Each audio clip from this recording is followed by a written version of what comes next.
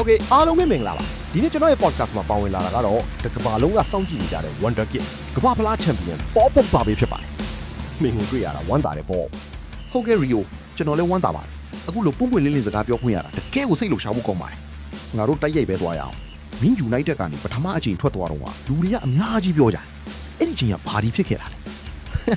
ရိုးရိုးလေးပဲ Rio Black Bound နဲ့ပွဲတော့ကကွင်းလေလူတွေဒဏ်ရာရကုန်တာတော့ကျွန်တော်ကမသုံးခဲ့ဘူးအဲ့ဒီချိန်မှာကျွန်တော်တွေးလိုက်တယ်ငါ့ကိုမယုံကြည်တဲ့နေရာမှာဘာလို့ဆက်နေမှာလဲပေါ့ကျွန်တော်ကကိုတက်တည်ပြချင်ခဲ့တာမင်းကိုအမြင်ဝေဖန်နေတဲ့ Graham Souness အကြောင်းရောမင်းကသူ့ဘသူလဲတော့မသိဘူးလို့ပြောခဲ့တယ်နော်တကယ်ပြောတာပါ Rio ကျွန်တော်သူ့ဘသူလဲမသိခဲ့ဘူးနောက်မှ तू ကဂန်ဒဝင်တယောက်ဆိုတာသိလာတာဒါပေမဲ့ကျွန်တော်ရဲ့စပိန်ပုံစံကြီးကခုန်တာတွေကဘောလုံးကစားတာနဲ့မဆိုင်ပါဘူးကျွန်တော်ကကွေးထဲမှာဖြောဖြည်းခြင်းရုံတက်ပဲဒါကကျွန်တော်ရဲ့ personality ပဲလေအခုလက်ရှိ United မှာဆိုရင်ရောမင်းဘသူ့ကိုအနှစ်သက်ဆုံးလဲ Bruno ပါပဲतू ကမယုံနိုင်စရာကောင်းတဲ့ကစားသမား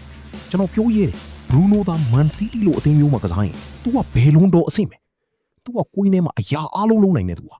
နောက်ဆုံးအနေနဲ့မင်းရဲ့အိမ်မက် 5A side အသင်းကိုရွေးပြီးပါကိုသမားမပါဘူးနော်ခတ်တော့ခတ်တယ်ဗျခန်းစစ်မှာတော့ဘာရန်ကွင်းလေတော့မှာတော့ကျွန်တော်ရဲ့ alien ကြီးကန်တီနဲ့ Bruno ပေါ့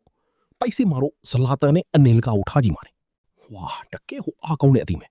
ကျေးဇူးပါပေါ့ဒီနေ့မင်းရဲ့ရင်ဖွင့်တန်တွေကိုပြီးတက်တီးခွင့်ရသွားပြီဒီဗီဒီယိုသဘောကျတယ်ဆိုရင် like လုပ်ဖို့မမေ့နဲ့ဦးနောက်ထပ်လေဒီလိုစိတ်ဝင်စားဖို့ကောင်းတဲ့ interview တွေနဲ့ဘောလုံးလောကရဲ့အတွင်းရေးတွေကိုသိကျင်နေဆိုရင်တော့ကျွန်တော်တို့ Football World Channel ကို subscribe လုပ်ထားပြီး notification bell လေးကိုလည်းနှိပ်ထားလိုက်ပါဒီနေ့အတွက်တော့ဒီလောက်ပါပဲအားလုံးကိုကျေးဇူးတင်ပါတယ်နောက်ပတ်ဗီဒီယိုမှာပြန်တွေ့ကြမယ်